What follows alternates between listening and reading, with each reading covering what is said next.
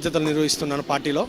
పార్టీకి ఉద్యమం టైం నుంచి అంటే కేసీఆర్ గారు పార్టీ స్థాపించినప్పటి నుంచి ఉద్యమ నేపథ్యం ఉన్న మాలాంటి వ్యక్తులు అంటే మేము ప్రతి ఒక్క కేసీఆర్ గారు కానీ కేటీఆర్ గారు కానీ పిలిచిన ప్రతి ఒక్క పిలుపులకి మేము ముందుండి ఎన్నో కేసులు పెట్టుకొని ఎన్నో కొట్లాటలు చేసి అన్నిటికీ తెగించి మా ప్రాణాలను తెగించి కొట్లాడి తెలంగాణ తెస్తే మా బతుకులు మారుతాయని అనుకున్నాం.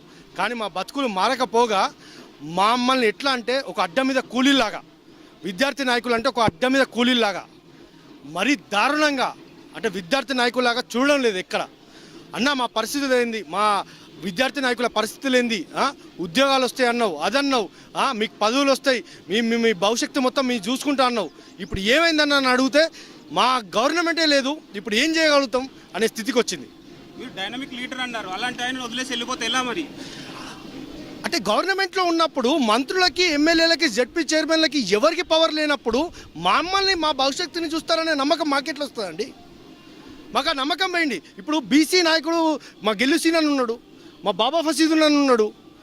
వీళ్ళ ఇప్పుడు బాబా గెలుసీన్ అన్నకి వాళ్ళ కాన్స్టిట్యున్సీలో ఇన్ఛార్జిగా ఇచ్చిన బల్కసుమను పోయి ఓడగొట్టే ప్రయత్నం చేసిండు. మా బాబా ఫసీదున్ అన్న ఎలక్షన్ టైంలో పోయి ఓడగొట్టే ప్రయత్నం చేసిండు, ఆయనకి డిప్యూటీ మేయర్ రాకుండా చేసిండు.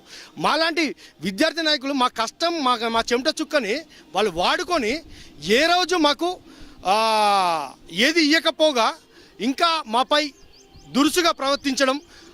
మీరు మెసేజ్ చేయండి, మీరు వాట్సాప్ చేయండి, మీ బాధలు ఏమున్నా తీరుస్తా అంటే మళ్ళీ ఇవాళ కనబడినోడు మళ్ళీ కనబడాడు, మళ్ళీ ఎక్కడో రోడ్డు మీద కనబడితే అన్న మా పరిస్థితులు ఏంటంటే మా జీవితాలు ఏంటంటే అరే పోండ్రా బాయ్ మీరు కష్టపడ్డారో అయిపోయింది, ఇప్పుడు మీకేం పనిరా, మీకు మాత్రం ఏం పని అని అన్నాడు.